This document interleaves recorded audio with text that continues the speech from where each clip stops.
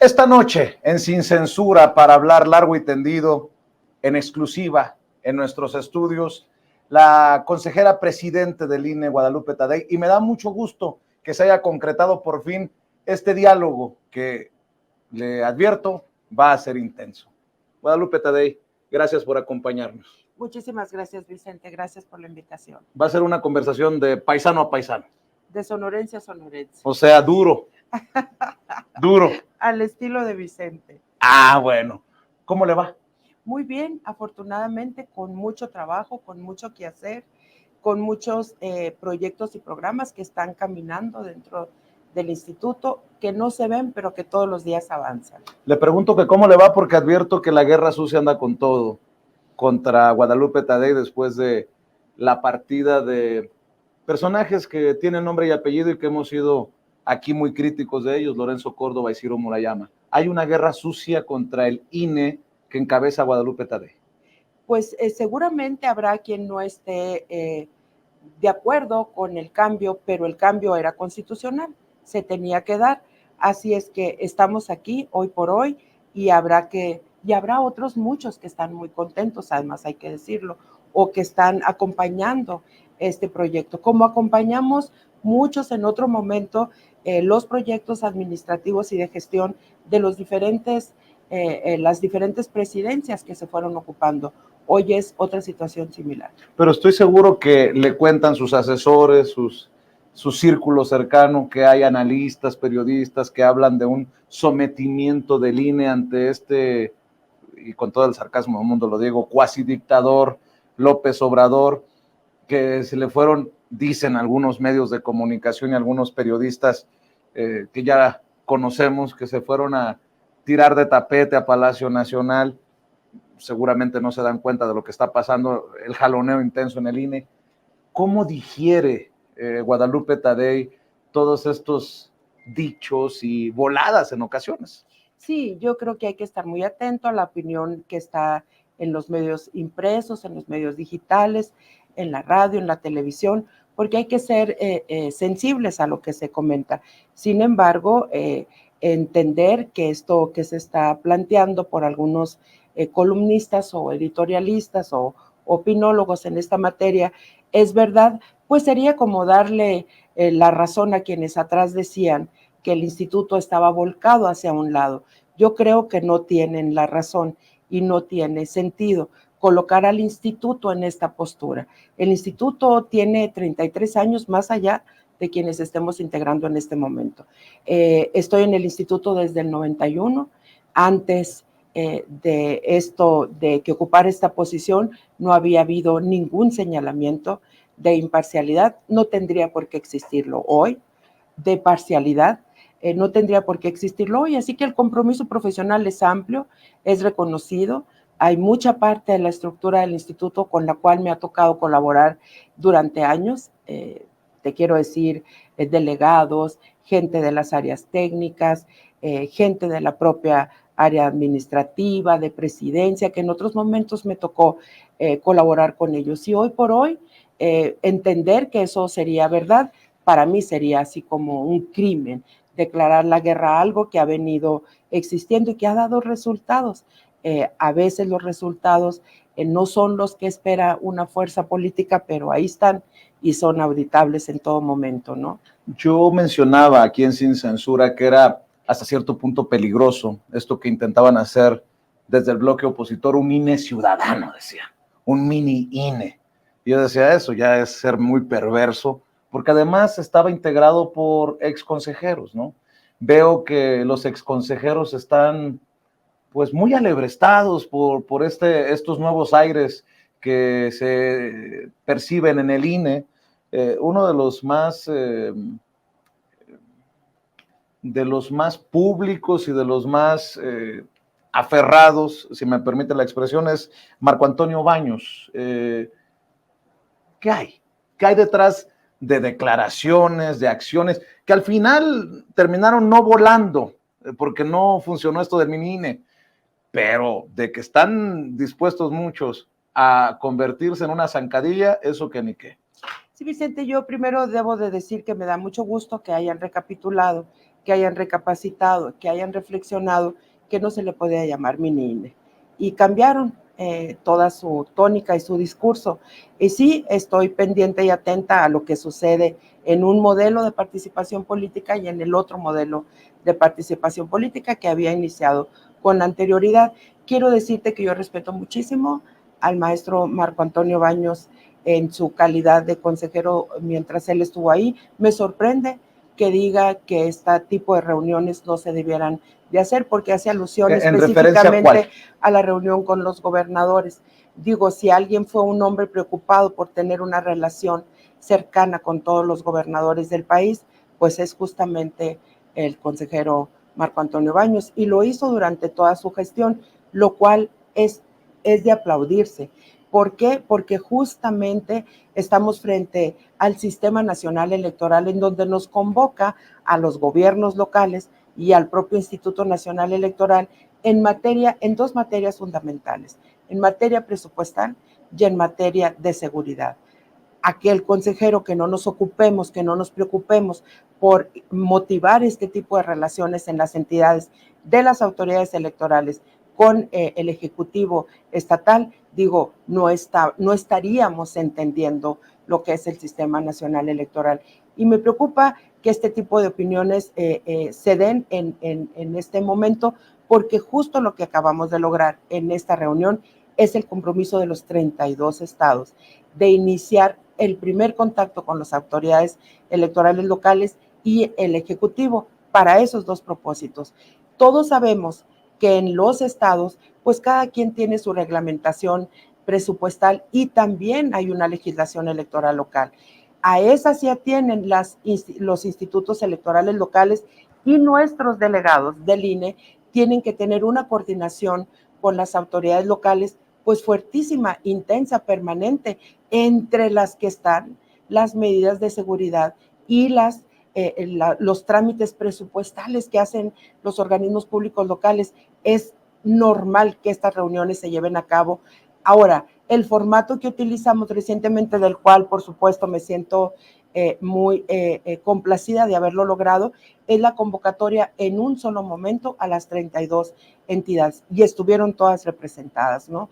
En tiempos pasados se hacían recorridos por las entidades para ver este tipo de asuntos. Hoy, en un solo evento, tuvimos el compromiso de las 32 entidades. Yo creo que eso es de lo que tenemos que estar hablando, lo que sí está haciendo bien el instituto, lo que sí está adelantando en tiempo y forma. No podemos dejar a la deriva el tema de la seguridad en las entidades, porque tampoco es atribución nuestra la seguridad. Tenemos percepciones, tenemos acciones que tomar, tenemos la responsabilidad de poner, por ejemplo, Vicente, la casilla única. En las entidades, a partir del 2014, ya no existe una casilla para la elección local y una casilla para la elección federal.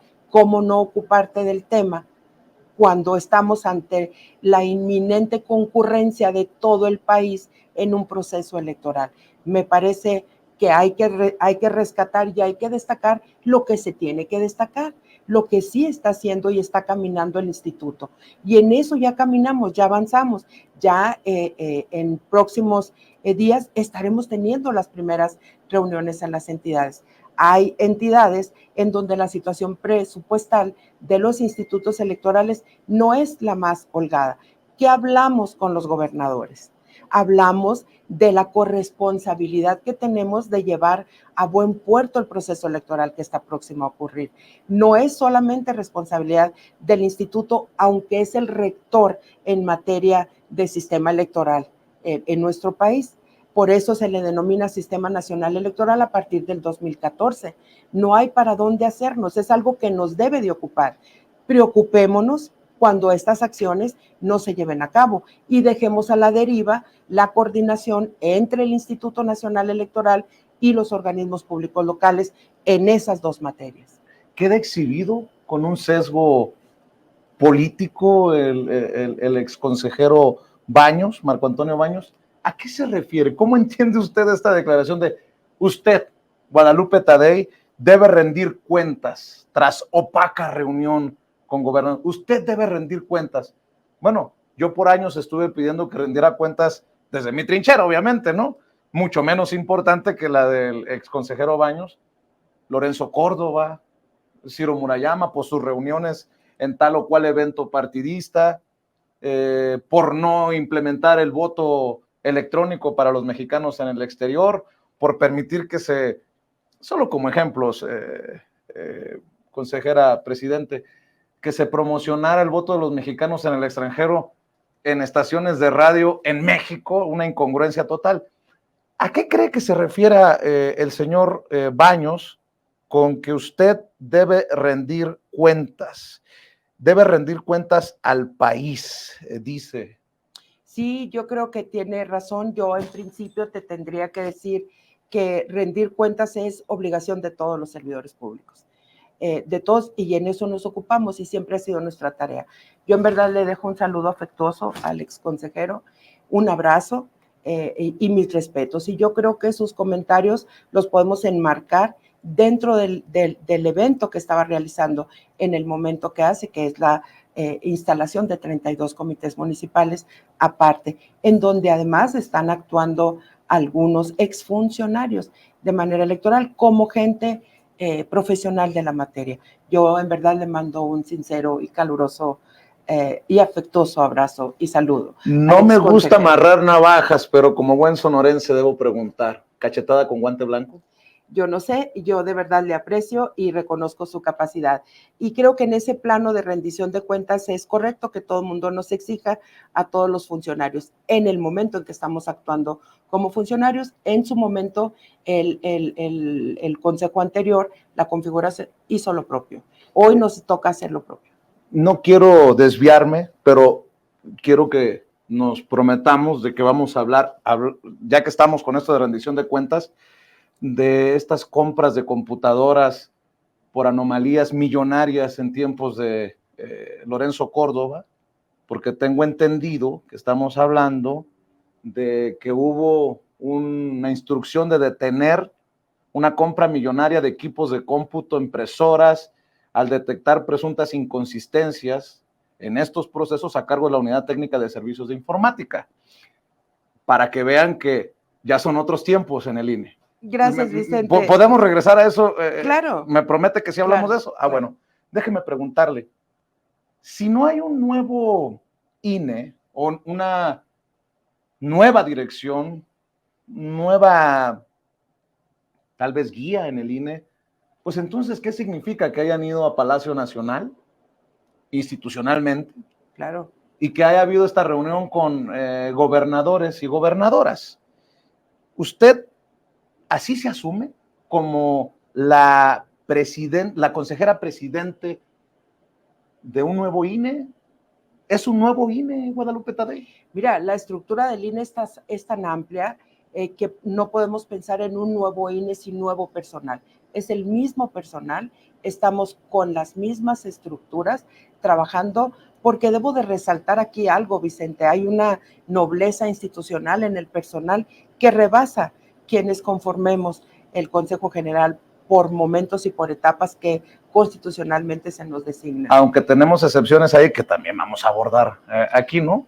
Seguramente, pero en lo general, las estructuras del Instituto Nacional Electoral son muy sólidas, no solamente las del servicio profesional, que vale hacer la acotación, sino toda la estructura de la rama administrativa, técnica, operativa y el servicio profesional cuentan con una garantía de capacitación muy alta en la que se ha invertido. Cuando dice nobleza, se refiere a que hay gente buena, gente muchísima comprometida, gente nueva, muchísima gente nueva. Con compromiso con la gente. He estado recorriendo los estados y de verdad te encuentras con gente que trae en su ADN el haber nacido con el instituto, el haber hecho actos y acciones, actividades que motiven a la población a salir a votar, que todos han participado de una manera u otra en hacer que los documentos que nosotros producimos sean correctos, sean certeros, sean auditables, sean públicos, sean sostenibles ante cualquier auditoría. A esa nobleza institucional me refiero. Cuando hablamos de un nuevo INE, que es lo que se ha venido marcando, hablamos justamente de esta, por primera vez, nueva configuración desde que aparece el Instituto Nacional. El Instituto Nacional Electoral se crea en 2014 y es hasta el 2023 cuando cambia definitivamente toda la configuración con la que nace. Seguramente a eso hacemos alusión cuando hablamos de un nuevo INE, y pues sí, estamos en una nueva configuración de Consejo General. Si hay un nuevo INE, ayúdeme, Guadalupe Tadei, a entender cómo se toman decisiones que parecieran beneficiar a la oposición. Y no estoy diciendo que usted, pero cuando habla usted de nobleza institucional, pues me pongo a pensar que no todos son movidos por esa nobleza. Todavía hay, yo percibo, me corrige si usted considera que estoy equivocado, intereses que no son necesariamente los intereses de los ciudadanos de a pie, que mueven a consejeros y a consejeras. Creo que ahí están sus propias declaraciones en la última sesión del Consejo General, y pareciera que benefician a los aspirantes de este frente amplio opositor para que no renuncien o para que no sean forzados a solicitar licencia a sus cargos. Tenemos el caso de Santiago Krill, que es presidente de la mesa directiva de la Cámara de Diputados. Tenemos a la senadora Xóchitl Gálvez, y del otro lado tenemos a 6 personajes que buscan la coordinación de la defensa de la Cuarta Transformación por Morena, PT y Verde, que ya se separaron de sus cargos.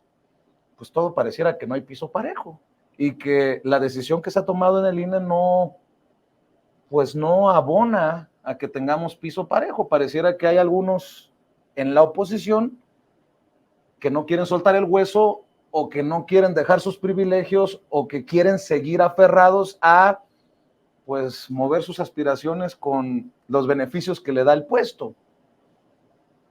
¿Voy bien o me regreso, No, Guadalupe Tadei? va muy bien, Vicente. Lo que pasa es que, a ver, ¿qué tenía que hacer el instituto ante esta resolución del Tribunal Electoral?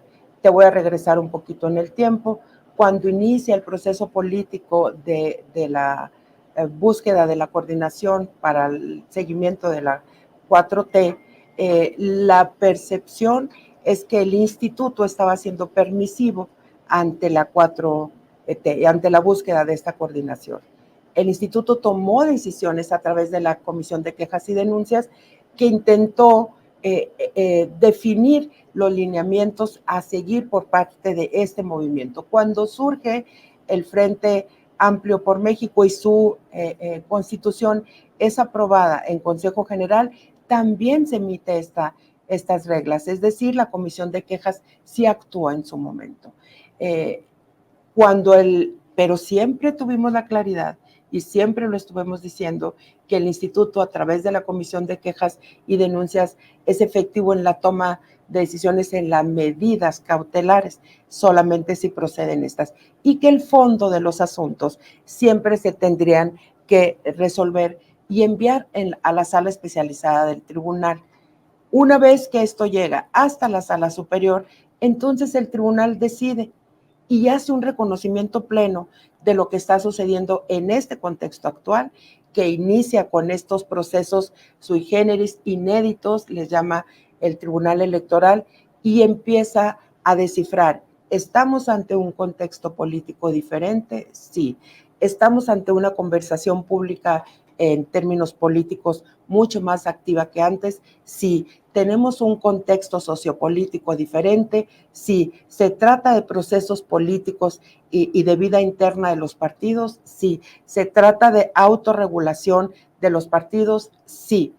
Es decir, lo primero que tendría que hacer, y fue sensible el tribunal ante esta realidad que se nos presentaba y que todo mundo le ha venido llamando precampañas, precampañas anticipadas, y todo este tipo de títulos que le hemos ido colocando a lo largo del camino los mexicanos y mexicanas a este proceso, el tribunal le llama proceso político, válido en todos los partidos políticos, y hace una diferenciación en el tiempo.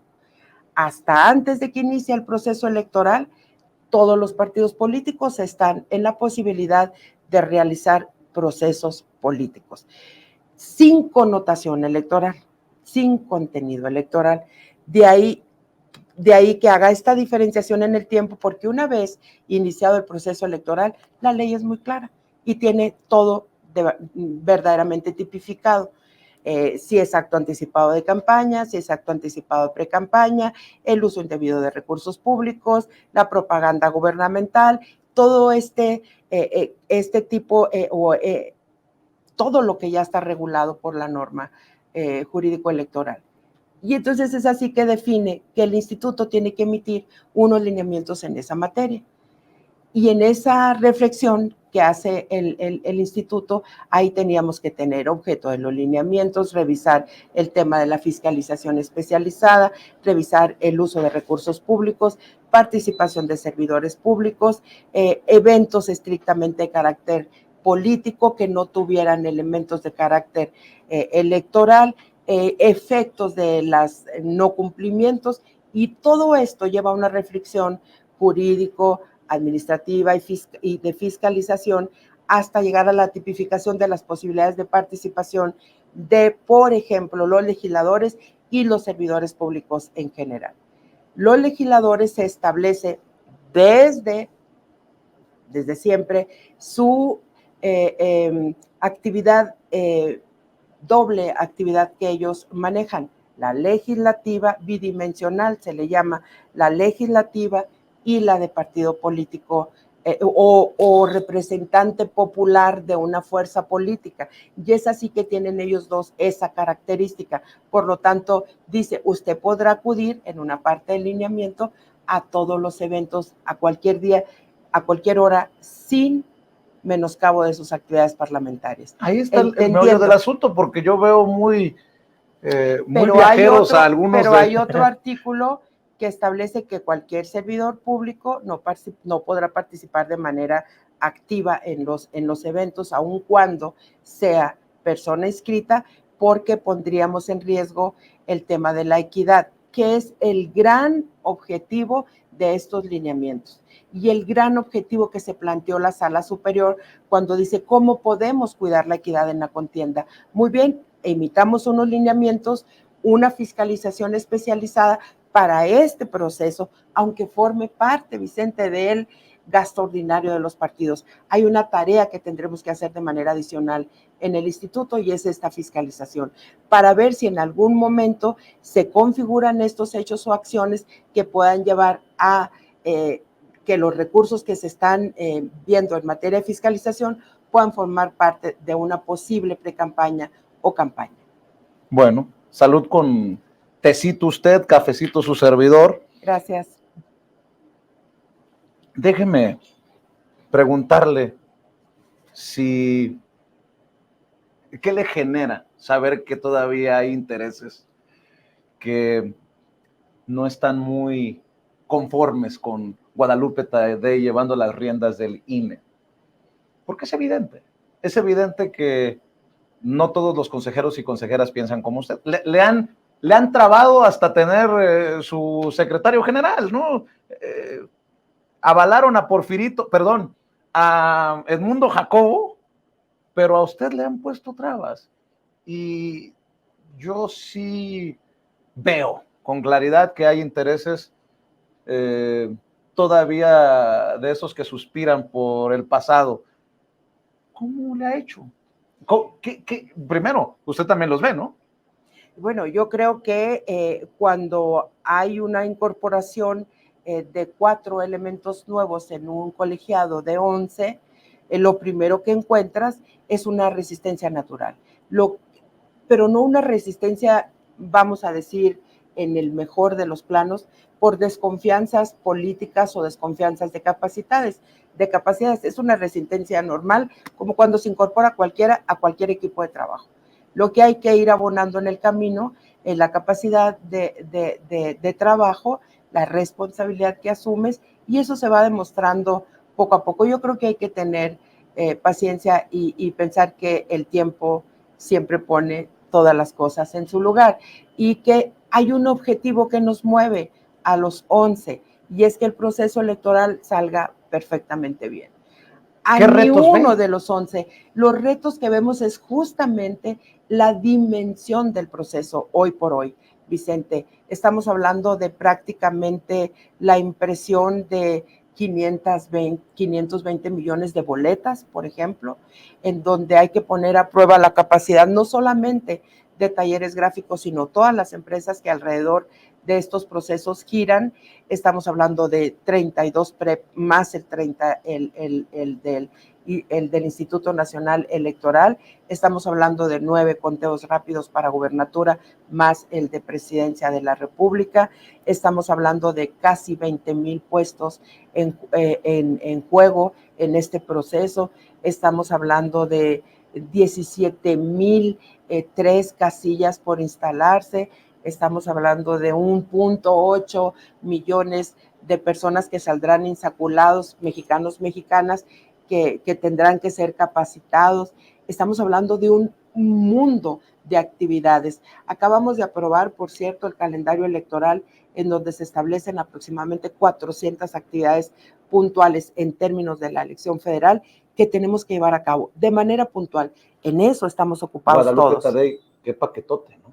Es una responsabilidad, un paquetote te iba a decir. Pues muy a los sonorenses, ¿no? Claro, es un paquetote, es una responsabilidad enorme, pero yo creo que los 11 en eso sí creo que tenemos un común denominador. Tenemos este mismo propósito, hacer que las cosas sucedan y sucedan bien, más allá de estas percepciones y sensibilidades que a veces se pueden presentar. Yo creo que vamos caminando con paso firme. Eso es muy importante, pero no solo Guadalupe, estoy hablando de los 11, porque cuando hablamos del INE no solamente es un consejero, estamos ahí los 11 y están todas las áreas y están todas las delegaciones, y si hablamos del Sistema Nacional Electoral, están también los 32 OPLES, llamados así por la ley, pero son los institutos estatales electorales que tienen que hacer que también que sus procesos electorales locales lleguen también a buen puerto. Te voy a decir algo que es muy importante y que se ha logrado a través del tiempo. El mexicana en cualquier parte del país no distingue quién está haciendo el proceso, todo es el Instituto Nacional, y a veces hay quien sí distingue, pero lo que sí te sé decir es que nuestra responsabilidad es caminar junto con ellos, ¿sí? Junto con los institutos locales. Los paquetes electorales, te voy a poner un ejemplo, y por qué es necesario tener esta sana coordinación, excelente coordinación y vigilada coordinación. Porque el paquete electoral, Vicente, que le entregamos al presidente de la mesa directiva de casilla, va junto el paquete electoral local que el paquete electoral federal. Imagínate cómo tienes que coordinar 400 actividades previas para que una semana antes de la elección se camine rumbo a un domicilio que ya fue capacitado, que ya está preparado, que va a resguardar en su vivienda este paquete en donde todos vamos a poder ir y encontrar nuestra boleta. El enorme reto es ese, lograr que esos detalles, grandes detalles en la organización de la elección puedan suceder el día. Usted habla de los soples y lo primero que se me vino a la mente, ¿le irá a alcanzar el dinero al INE de Guadalupe Tadei? Porque lo que nos vendieron antes de que usted llegara a la presidencia del INE es que ¿cómo nos van a limitar el dinero? Hubo pleitazo público. ¿Le va a alcanzar el dinero a este INE? Porque en el INE anterior, si me permite decirlo así, pues decían que estaban poniendo en riesgo la elección del 2024. Fíjate que estamos haciendo todos los trabajos presupuestarios en el instituto y hemos sido muy cuidadosos. Hemos hablado con las juntas locales, que son nuestras delegaciones, ha participado como nunca antes todas las unidades responsables en esta elaboración. Se han puesto sobre la mesa las necesidades puntuales, pero también ha habido revisión de aquello que es posible no utilizar durante el proceso electoral. Cuando estamos en un proceso electoral de esta magnitud, claro que toda nuestra responsabilidad, nuestra acción, nuestras actitudes, todo lo que estemos haciendo tiene que ver con su realización, más allá de otras actividades que normalmente también hace el instituto. La elaboración del presupuesto va en muy buen camino. Creo que es defendible cada uno de los pesos que pongamos en el presupuesto. Ese es el compromiso que hicimos con la Jucopo, por cierto, que también es otra reunión que tuvimos de coordinación, de sana coordinación interinstitucional, es decir, con la Jucopo, con la Presidencia de la República, con la Secretaría de Gobernación, con los poderes ejecutivos de los estados, con la Secretaría de Seguridad para el tema de Coahuila y Edomex. Es lo que tiene que hacer el instituto. Y hoy por hoy, después de haber platicado con los integrantes de la Junta de Coordinación Política de la Cámara de Diputados, el compromiso que hicimos fue tener un presupuesto solicitado que sea capaz de ser defendido por sí mismo, que no necesitemos estar en tribuna defendiéndolo, en ningún tipo de tribuna, pero si es obligación hay que hacerlo, pero deberá de ser tan defendible porque cada actividad deberá de estar circunscrita a una atribución jurídica que tenga el instituto. A ver si entendí. Sí le va a alcanzar con el presupuesto. Claro. O sea, ya de ahí es una sorpresa porque pues veo un mejor manejo de los dineros y de los millones. Insisto, no pretendo, Guadalupe Tadei, decir cosas que usted no quiera, pero nos vendieron por meses, por años, que si les tocaban el presupuesto, la democracia estaba en riesgo. Y hoy usted aquí en Sin Censura en nuestros estudios está diciendo, nos vamos a apegar al presupuesto, nos va a alcanzar el presupuesto y lo vamos a hacer bien por la patria y por la democracia. Pues vaya declaración la de usted. Y porque han participado todas las unidades responsables en la elaboración del presupuesto. Ahora, debo decir que la tradición de la generación del presupuesto, yo no puedo criticarla, pero sí sé que lo que estamos haciendo hoy está apegado estrictamente a las atribuciones que tenemos en la ley y que lo que estemos planteando ante la Cámara de Diputados pasa primero por el Ejecutivo y la Secretaría de Hacienda, es lo que requiere el proceso electoral. No critica lo que se hizo, defiende lo que se hace. Así es. Bueno, yo le voy a dar algunos elementos en un ratito para ver si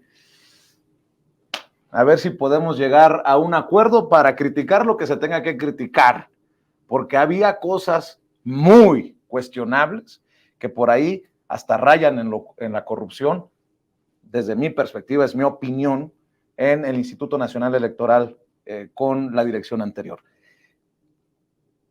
Hay una intención, antes de llegar a eso, de confrontarla a usted como consejera presidente con el presidente de la República, porque veía algunos encabezados, creo que hoy, ayer, el presidente se brinca al INE y por las declaraciones en la mañanera.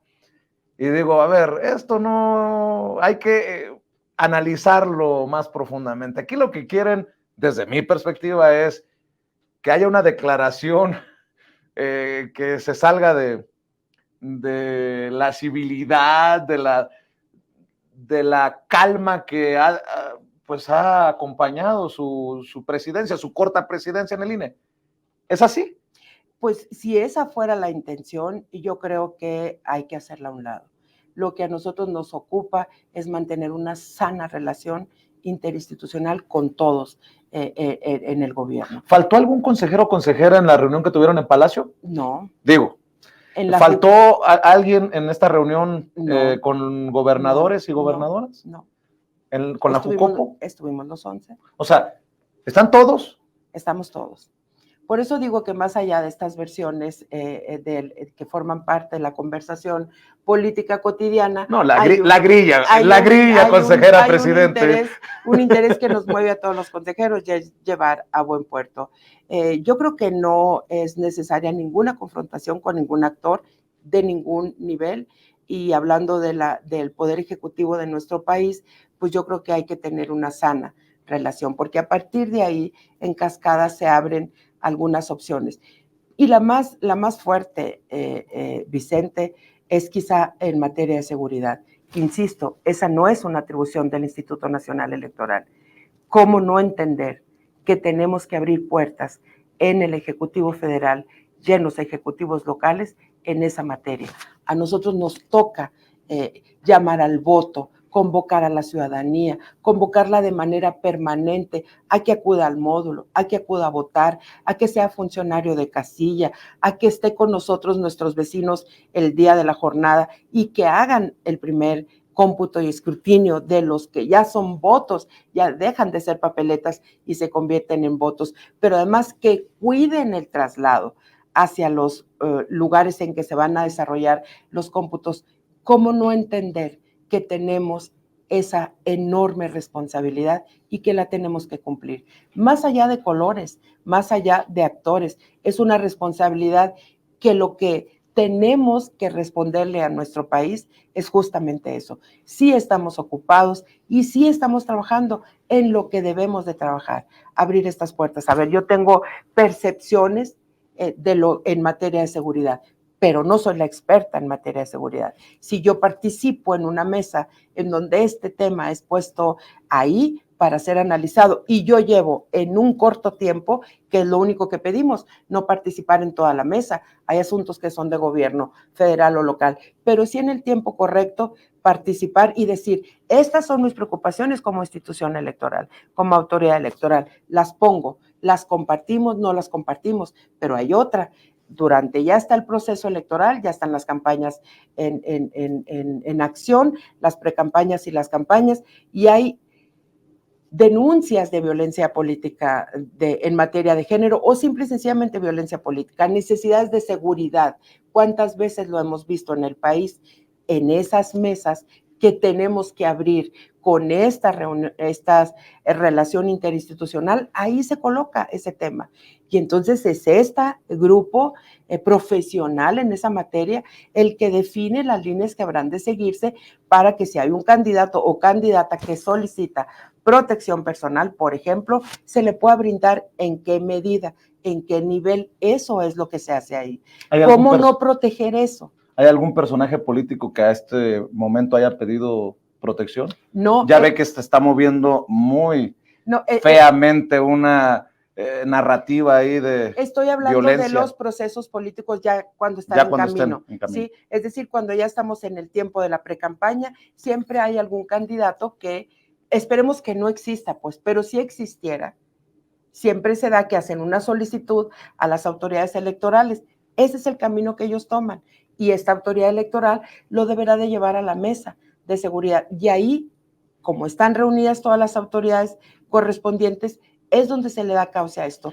¿Cómo no generar estas buenas relaciones con quien esté? ¿Ve riesgos para el 2024, para el proceso electoral? ¿Hay algún peligro para proceso democrático? En las conversaciones, fíjate, Vicente, acabamos de tener una reunión nacional con todos los delegados nuestros y al siguiente día le sumamos los delegados nuestros más las presidencias, presidentes y presidentas de todos los institutos locales. Este es un tema que se aborda y es ahí donde nace este compromiso, esta responsabilidad de buscar esta relación entre las autoridades electorales locales con el Ejecutivo o la Ejecutivo estatal, porque ellos manifiestan sus propias percepciones y es ahí donde, si pudiésemos hablar de riesgos, se manifiestan estos posibles riesgos. Los deben de poner en la mesa y ahí se va a definir porque insisto mucho en esto. Yo puedo tener percepción de seguridad o de inseguridad, de problemas sociales, de problemas de vandalismo, de problemas de incluso venta de estupefacientes, pero solo puedo tener la percepción. Quien trae el dato, que la percepción a veces es una realidad, ¿no? Que vive cada quien desde su ámbito de cotidianidad, pero en esa materia específicamente hay autoridades. ¿Con quién será la coordinación? ¿Con la secretaria de Seguridad y Protección Ciudadana? En el caso nuestro y en el caso de las autoridades electorales locales, nuestro delegado, el instituto local, deberán de reunirse conjuntamente con el Ejecutivo y en esas mesas tener un espacio para dilucidar estos posibles riesgos que así, con ese nombre, nosotros los ponemos sobre la mesa. No los confirman o nos dicen, usted no se preocupe, esto no existe, aquí sí podemos colocar casillas, acá creo que hay que, porque eso también se da en el camino, y no es porque estemos definiendo nosotros con anterioridad temas de inseguridad, es porque lo que tenemos que generar es la seguridad en el llamado al voto, a la participación, en todos estos aspectos que te comparto. Desde la oposición, tantas veces lo han intentado, yo no sé, apenas porque están muy enfermitos, lo siguen intentando, tratar de vender la narrativa de que López Obrador es un autoritario, un dictador, y se me viene a la mente que algunos consejeros o consejeras podrían tener esa visión del presidente Andrés Manuel López Obrador. Yo sé que usted dice, yo no estoy confrontada con el presidente, pero habrá algunos o algunas que sí busquen la confrontación. Le menciono esto. INE ordena a Andrés Manuel López Obrador bajar o modificar mañanera en que difundió encuestas. La Comisión de Quejas del INE, que por cierto está presidida por una consejera que podría no ser muy simpatizante, que digamos, de la 4T, ni muy obradorista, cero obradorista. La Comisión de Quejas del INE aprobó medidas cautelares al presidente López Obrador, como modificar o bajar su conferencia mañanera, donde mostró una encuesta de tipo electoral. Esto hoy. Súmele, no hables de Xochitl, perdón, de la señora panista, para que luego no se vayan a alucinar. Pero ya, por ejemplo, el tema de los amblitos, de estos monitos, no raya a veces en lo ridículo, consejera presidente. Esto de, tienen que fiscalizar los amblitos. Pues si todo mundo sabe que los simpatizantes, comerciantes, simpatizantes de Andrés Manuel López Obrador, sacan su lanita de vender estos amblitos. Pues, ¿cómo responsabilizar a un partido o a un lado de la mesa, hablando así electoralmente, por los amblitos? ¿Qué me dice de esto que le pongo sobre la mesa? Sí, también es un tema que se analizó, es un tema que se discute y se converge finalmente en una definición.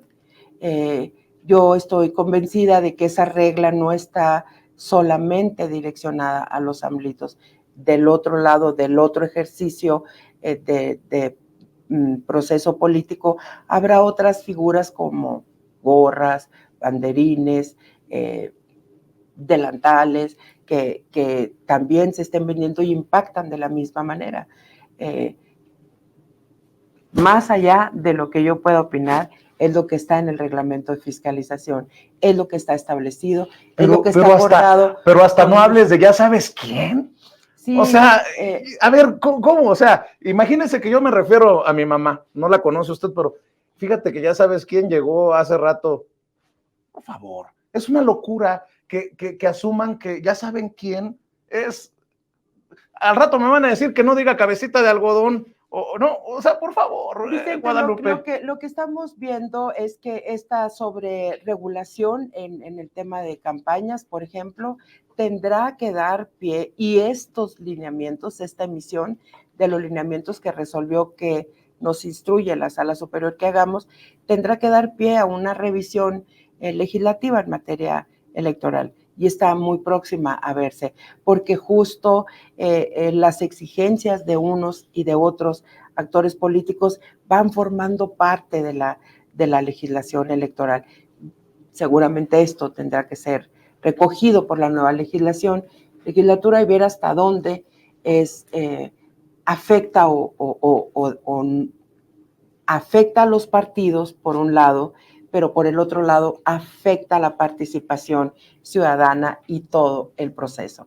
¿Qué es lo que tenemos que privilegiar por encima de todo? Primero, en materia organizativa, todo esto que te he estado comentando, pero en el otro espectro está la participación ciudadana. ¿Cómo convocas al ciudadano? ¿Cómo lo motivas a que crezca la participación ciudadana y que cada vez más nuestros gobernantes sean más votados en el nivel que estemos eligiendo en ese momento? Pues justamente cuando la sencillez de las normas, la sencillez de la regulación es aceptada y es entendida por todos los actores, ¿no? Yo creo, estoy convencida que la próxima legislatura habrá de retomar todo esto que correctamente de un lado y de otro se comenta en los medios de comunicación, así como el tuyo. Algo que me duele, que quedó pues por fuera con esta decisión de la Suprema Corte de Justicia de la Nación de echar abajo el plan electoral B o el plan B de reforma electoral, es el voto de los mexicanos en el exterior. No sé si usted lo sepa, pero pues Sin Censura nace en Estados Unidos. Mi experiencia migrante me lleva a seguir insistiendo en que se haga más fácil el voto de los mexicanos desde el extranjero, que muchas veces no pueden sacar su credencial para votar. A mí me emocionaba el hecho de que se hablaba de votar con la matrícula consular o el pasaporte, votar en los consulados. Y sé que el presidente también está comprometido con eso. ¿Hay algún compromiso de Guadalupe Tadei, consejera presidente del INE, para mover este tema? El presidente ha dicho que sí hay voluntad. Yo le pregunto, ¿los mexicanos en el extranjero pueden tener esperanzas? Todavía hay tiempito. No sé si sea el suficiente para que no tengan que mandar sus paquetes a direcciones que muchas veces están equivocadas. Ya ve el fiasco del pasado proceso.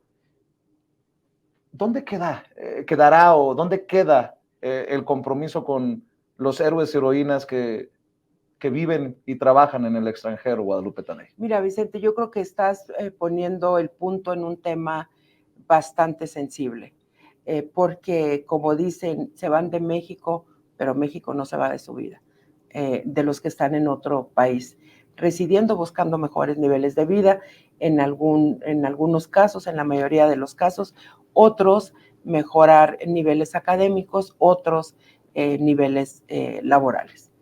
Pero lo cierto es que México no sale de nuestros corazones cuando estamos fuera de aquí, y ahí sí hago un reconocimiento a todos ellos. Pero es un tema, fíjate, yo vine a hacer el proyecto del voto de los mexicanos residentes en el extranjero. Me tocó estar en las aduanas intentando credencializar a todos los paisanos en épocas de Semana Santa y en épocas decembrinas, es cuando acuden en gran mayoría a nuestro país de regreso a ver a sus familiares. Ha transitado a pasos agigantados este proyecto. Justo el día de hoy estábamos en una reunión viendo qué hacer para avanzar en ese tema. Es un tema sensible, creo que no me puedo adelantar a una decisión en donde participan los partidos políticos en su conjunto, pero vamos caminando para ampliar. Pero una cosa sí te puedo decir, reconocimos el día de hoy que había que tener una claridad de todos los medios de comunicación que tienen impacto o cobertura más allá de nuestras fronteras, fundamentalmente en Estados Unidos, que es donde tenemos el mayor porcentaje de inscritos de residentes en el extranjero. Y una vez que tengamos ese listado, ahí tendremos que tener prioridad con estos programas. Si tú dices que este programa, y que así es y lo constato, llega a Estados Unidos en mayor medida, aquí nos tendrás, esperemos, promocionando estos proyectos y esta oportunidad para crecernos en votación desde el extranjero. Eso sí lo estamos haciendo ya. No podemos bajar los brazos y sentirnos derrotados. Todavía no todo está dicho. Vamos caminando. Estamos en la mesa trabajando este proyecto con los partidos políticos, porque ellos forman parte en una estructura que se llama Registro Federal de Electores, en donde se define la lista nominal, padrón y voto de los mexicanos residentes en el extranjero, y en la otra parte también, en la parte del colegiado. Es que vamos caminando. Yo lo que espero es que se tome en cuenta a todos, de alguna manera, porque sí, yo aplaudo estos esfuerzos de cuando pasan los paisanos de regreso, pero ¿y los que no tienen papeles, que no pueden venir a México? Esos son los que más me mueven y me conmueven, porque a pesar de que saben que no pueden regresar a disfrutar del sueño mexicano, siguen comprometidos, siguen con ganas de participar. No sé, me emociona lo que me dice Guadalupe. Y sí lo vamos a tomar en cuenta. Es un trabajo que ya se está haciendo. No está definido como en el proceso electoral anterior. Ya dimos unos pasos adelante hoy con Edomex y Coahuila. Pusimos sedes, en las sedes consulares pusimos una casilla electrónica en donde podías ir a votar de manera electrónica, presencial. La otra la puedes hacer en el mecanismo de votación electrónica y el otro lo puedes hacer en el postal, ¿no? Esa parte sí está avanzando. Ya hicimos un análisis de lo que ahí pasó y tenemos historias que, como dices tú, hay que poner por enfrente. Gente que llega con la emoción de votar, y se da cuenta que no está en una lista, ¿no? Porque te tienes que registrar en la lista para emitir tu voto, pero trae su credencial. Gente que llega y trae su credencial sacada en territorio nacional, pero allá solamente pueden votar los que la sacaron y tramitaron, recibieron y confirmaron su recepción desde territorio extranjero. Todos esos temas ya están siendo trabajados.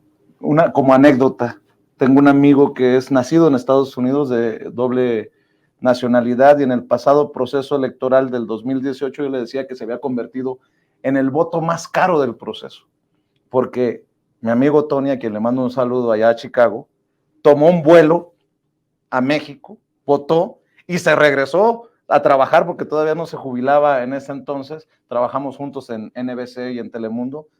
Yo decía, ese es el compromiso por la democracia. Ese sí es amor por México. Entonces, la voy a seguir molestando con ese tema, no se preocupe. consejera presidente. Oiga, a ver, no la quiero abrumar, pero el tema que estaba pendiente. Guadalupe Tadei, cuando asume la presidencia en el INE, se encuentra con corrupción. Hay casos de corrupción que deben de investigarse del pasado. Le digo porque tenemos información, sobre todo de esta compra que se llega a suspender. Tengo entendido, y me corrige si usted tiene otros datos, que la Junta General Ejecutiva del Instituto Nacional Electoral, encabezada por usted, ordenó detener una compra millonaria de equipos de cómputo, impresoras, entre otras cosas, al detectar presuntas inconsistencias en estos procesos a cargo de la Unidad Técnica de Servicios de Informática, y leo de los colegas de la revista Polemón. Esto debido a que se detectaron posibles irregularidades en la contratación de los servicios, pues uno de los potenciales proveedores ha recibido contratos por 2,000 millones de pesos en los últimos 13 años, en el periodo en que fue consejero presidente Lorenzo Córdoba del INE. Así lo publica La Jornada. ¿Qué hay de esto, Guadalupe Tadei? Porque, pues, por decirlo elegantemente, huele mal. Mira, lo que yo te sé decir, Vicente, es que hay un procedimiento establecido en materia de adquisiciones y servicios del Instituto Nacional Electoral y estamos siendo muy rigurosos en la revisión de estos procedimientos. ¿Qué significa? Yo no traigo el dato completo. Este es un comité, subcomité y luego pasa a la Junta General Ejecutiva para ser aprobada la adquisición o no. ¿Qué sí te sé decir? Hay que priorizar por encima de todo que el personal y el objetivo de estas adquisiciones se logre. El personal que tenga los equipos correctos para el desempeño de sus funciones y el instituto que tenga el adecuado trámite para la adquisición, compra o renta de estos elementos informáticos, ¿no? Si en el camino se ha tomado una decisión de suspender, de parar y reiniciar, creo que son de las mejores noticias que podemos tener, porque quiere decir que está habiendo un análisis, está existiendo una reflexión puntual, una revisión puntual de todos y cada uno de los procedimientos, ¿no? Como te digo, hacia atrás, yo no tengo ningún reporte, pero la responsabilidad desde el momento en que llegamos es muy grande y así la asumimos. Difiero con usted porque para que haya justicia ni perdón ni olvido, pero pues usted es la que lleva, usted es la consejera presidente del INE, yo solamente soy un simple peón de la información. Reporte, Vicente. Hasta el momento no hay elementos para hablar de corrupción. Así es. Bueno, entonces, dígame qué tanto han cambiado las cosas en el INE, porque antes también se le pagaba documentales a Enrique Krause, lo tenemos documentado a través de las investigaciones que hace Ricardo Sevilla para Sin Censura. ¿Usted sabe de estos documentales pagados a Enrique Krause? Sé de algunas cosas en términos de promoción y publicidad. Estamos revisando esa parte de la administración. La administración es una responsabilidad enorme. No son recursos nuestros, son recursos públicos y ahí entra la responsabilidad. Lo que yo te sé decir es que en mi escritorio, a este momento, no ha llegado ningún reporte que haya un expediente que tenga que ver en esa materia y que tengamos que tomar una resolución. ¿Qué sí hay en mi escritorio? La voluntad de hacer las cosas de manera correcta, que espero que esa también existió en tiempos pasados, ¿no? ¿Podría confirmarme que había presupuesto de publicidad oficial importante en el INE en la anterior administración? Pues no puedo confirmar. A ver, son 4 meses, Vicente, dame un poquito más de tiempo y te puedo dar más información y te prometo un programa en materia administrativa. Porque ¿sí? Algunos golpes que han dado contra Sin Censura, desde con corresponsales que antes, o siguen, no sé si siguen ahí algunos corresponsales, o mujeres corresponsales cubriendo la fuente, yo se lo voy a decir así abiertamente. Como no suenan honestos, suenan metálicos. Y como siempre hemos sido críticos, o siempre fuimos críticos de Lorenzo Córdoba, o había una gran amistad, o había un gran presupuesto para los golpecitos. Pero, pues como dice usted, al tiempo, ¿no? Ahora, déjeme preguntarle, porque es otra de las investigaciones especiales que hemos hecho aquí en Sin Censura. El INE, tenemos información que le dio millones a la UNAM para disque monitoreos electorales que nunca se entregaron. ¿Usted sabe de esto, Guadalupe? Recientemente acabamos a ver los monitoreos, están ordenados por ley. El instituto tiene una estructura a nivel nacional en donde prácticamente en cada junta local o junta distrital tenemos un equipo especializado para monitorear. ¿Qué monitoreamos? Monitoreamos los tiempos de radio y televisión que corresponden al Estado y que son los que pautamos normalmente en tiempo ordinario y en tiempo de elecciones. Este monitoreo es una recopilación de todo lo que se está transmitiendo. Y entonces vemos si el pautado se está cumpliendo. ¿Qué es la otra parte? El análisis y calificación en buena, neutral o mala, creo que esos son los 3. No, positiva, neutral y negativa, así es. La calificación que se le entrega, que se le da a los diferentes programas. Acabamos de tomar un acuerdo en Consejo General en donde incorporamos otro tipo de programas, el de debate, el de espectáculos, el de diversión, creo, pero acabamos de incorporar estos. Y hubo una reacción de los medios de comunicación y está impugnado el acuerdo. Hay un monitoreo que se hace, hay una licitación que se hace porque hay una convocatoria. Justo en este momento está la convocatoria abierta a todas las empresas privadas o instituciones de educación superior que quieran participar en el análisis ya de todo lo que nosotros recopilamos en las estructuras del instituto, se ponen a disposición de esta institución y se hace el trabajo correspondiente. Siempre se ha entregado. Siempre están a disposición. Hay en la página del instituto, podemos buscar, ahí está los resultados de los monitoreos. 2 cosas para cerrar. Cuando usted habla de cuidar bien en qué se invierte el presupuesto del INE, ¿qué encontraron, por ejemplo, que diga usted, se pasaron? Esto no lo podemos permitir. ¿Qué cortaron? Mira, yo creo que se trata de reajustes. Anímese, consejera presidente, ¿qué encontraron? No, ¿Encontraron las Harley Davidson que traían perdidas? No, ahí están las cosas ahí están las motos en el instituto. ¿Todavía? Esas son, sí, ahí están. ¿Cuántas son? ¿Cuántas son? 2 creo. Que ¿Pero yo Harley veo Davidson? 2. Yo creo, yo veo 2. No sé si estén en otro lugar. Pero bueno, más allá de eso, Vicente, debo decirte que lo que encuentras, ¿qué es lo que encuentras cuando tú llegas? Y es normal que esto suceda. Sin intentar dañar el prestigio de los que no están, porque nunca va a ser la intención, ni de los que están, porque tienen un periodo que hay que continuar juntos en esto, sin intentar siquiera calificar su actividad administrativa, porque corresponde a esta otra parte de la Junta General Ejecutiva. Siempre que llegas a una posición de esta naturaleza, pues llegas con ojos frescos, llegas con ojos diferentes, llegas con una mirada ansiosa de hacer las cosas de manera correcta. ¿Y qué encuentras? Pues muchas áreas de oportunidad, hoy así se le llama, muchas áreas de oportunidad en donde puedes incidir en mejorar. ¿Qué puedes mejorar?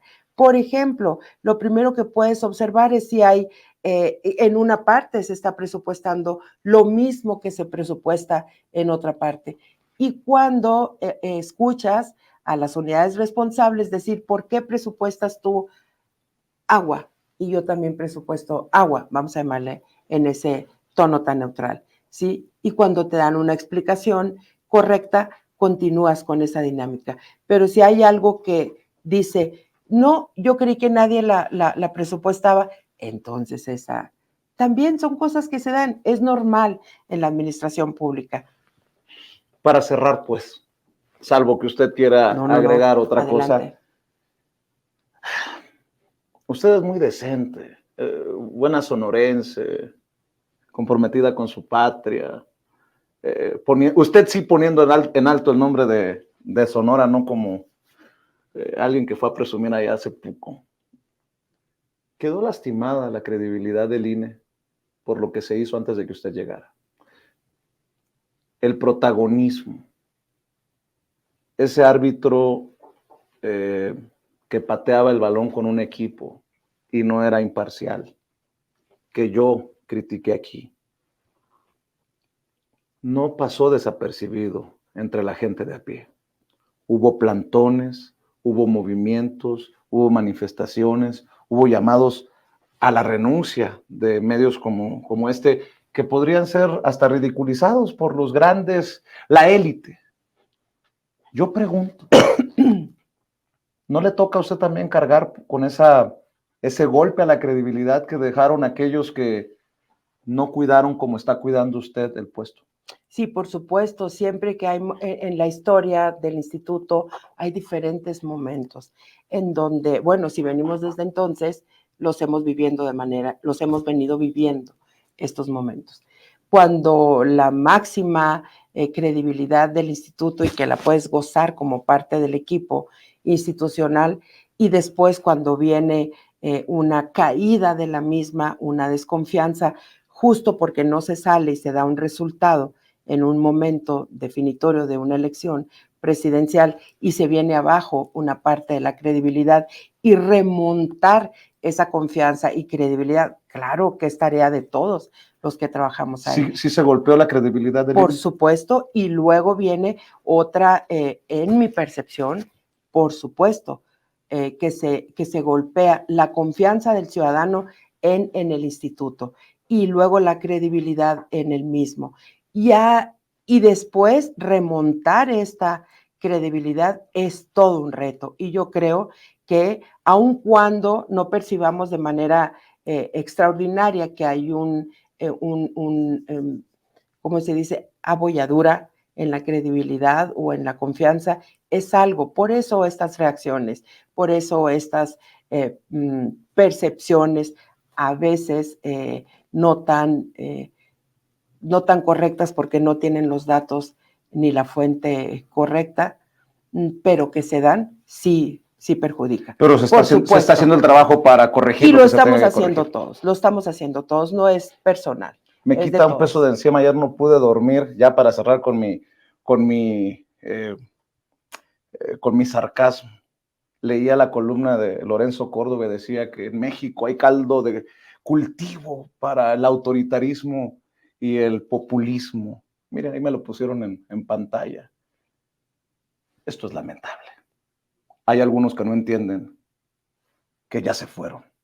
Hay algunos que mejor se toman un año sabático y hay otros que trabajan como le ha visto trabajar a usted. Y le agradezco mucho que venga Muchísimas a hablar gracias. sin censura y que nos dé esta posibilidad de tenerla en exclusiva en nuestros estudios. Sé que ha sido un esfuerzo, pero mire, en el corazón como sonorense, sabe usted muy bien que no se me va a olvidar. No, muchísimas gracias. Y aquí nos vas a tener, Vicente, por el tema del voto de los mexicanos residentes en el extranjero. Estoy segura que habremos de venir más seguido de lo que te imaginas. Aquí están las puertas abiertas. Muchísimas gracias. Muchas gracias. Es Guadalupe Tadei, consejera presidente del INE, hablando con nosotros sin censura en nuestros estudios. Y yo le pido que no se conforme con ver la transmisión en vivo y en directo y que nos ayude a compartir esta entrevista, sobre todo con los paisanos y paisanas en Estados Unidos. Que nos ayude a compartirlo a través de Facebook desde Sin Censura TV, a través de Twitter en donde anda la perra brava, ahí en @Vicente Serrano, a través de Instagram y en Threads, en sin-censura-Vicente-Serrano. Y sobre todo, desde nuestros 3 canales en YouTube, Sin Censura TV, Sin Censura Media y Sin Censura Presenta, en donde ya somos más de 3 millones en la familia. Por su atención, gracias. En el alma, agradecido. Gracias, Guadalupe Tadei. Buenas noches, que Dios nos bendiga a todos y que chillen los que tengan que chillar, porque seguramente no estarán muy contentos por lo que platicamos aquí. Saludos a quien se ponga el saco. Buenas noches.